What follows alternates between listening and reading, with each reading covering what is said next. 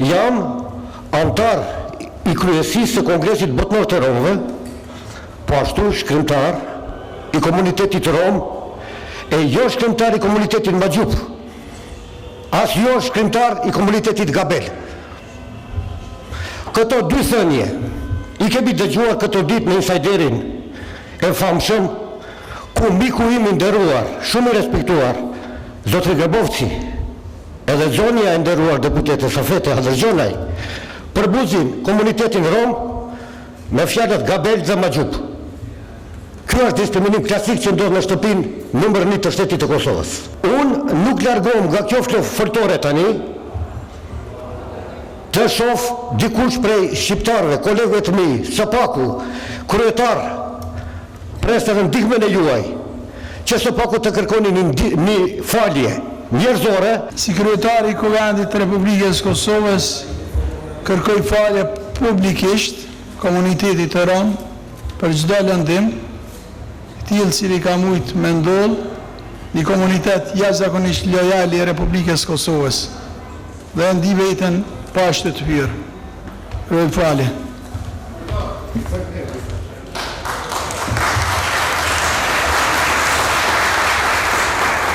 Unë u kërkoj edhe një herë, sinqerisht, falje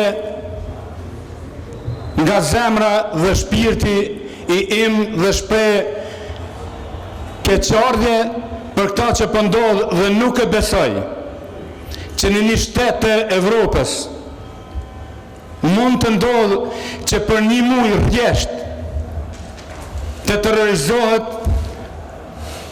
një njeri, një familje dhe një popull i tërë për shkak të bisedave private. Unë e pranoj se në momente të caktuara dhe urnoni këqyrni të gjitha, askun kom bo përpjekje mos ta fyja s'kan, po momentet e dobësisë jemi njerëz të gjithë dhe mund të kemi momentet të dobësisë. Nuk du të arsyetoj. U kërkoj falje të gjithëve sinqerisht, ata të cilët e ndin veten të fyr nga ato biseda telefonike. Ndërsa pjesën tjetër, unë ja kom lënë drejtësisë. Unë sinqerisht kom besu se nuk ka parti politike shqiptare që shëndron pas këtyre sulmeve. Nuk dua të fus sot ose të flas në këtë pikë për arrestimin e aktivistëve vetëvendosës, le të merret drejtësia me ta. Dua të flas për rastin e vitit kaluar, kur policia e Kosovës bastisi selim e vetëvendosës dhe gjeti maska, molotov, bombola gazi dhe armë tjera të ftofta. Kjo është e papranueshme. Kjo nuk mund të quhet asesi më parti politike demokratike. Prokuria nuk e di ku është me çështjen, por unë sot po kërkoj nga ju dhe qeveria që urgjentisht duhet ta shohim që Kosova duhet ta sjellë në kuvend ligjin për partitë politike dhe të definohet qartë kufiri mes partive politike, demokratike dhe lëvizjeve e organizatave terroriste. Ne si vetëvendosë jemi mësu me këtë friksim terrorizues të popullit që po ja bën qeveria përmes kësaj propagandët pa shembullt, ku i prezanton 2-3 armë edhe thot këta janë njerëzit që e pas kanë gjuajtur Kuvendin e Republikës Kosovës.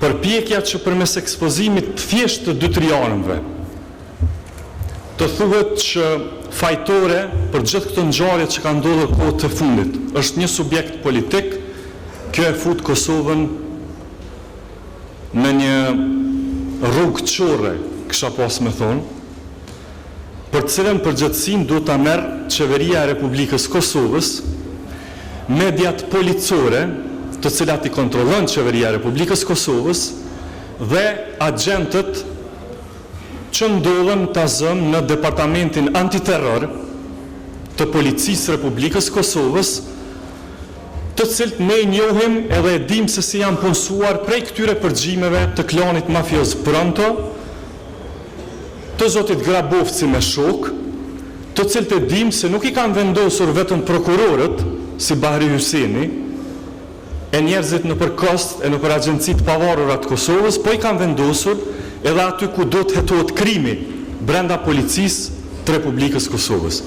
Shpifin dhe dalin me 2-3 fotografi të telefonave, e të motorave, e ekspozojnë 2-3 armë. Dhe absolutisht është e papranueshme që policia e Kosovës të quhet polici kriminale. Nuk do të lejojmë që për shkak të individëve,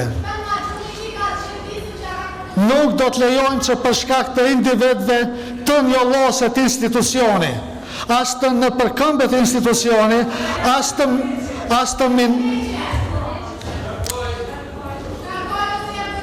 problemi më i vogël, ka mundësi e leni me fol. problemi më i vogël janë individët. Problemi më i vogël janë individët dhe ne do të flasim sepse policia e Kosovës është institucioni që po e kryen punën e vetë më së miri që është e mundshme. Që policia e Kosovës nuk është ajo polici që farë për mundohet të bëjë pushtetin Kosovë.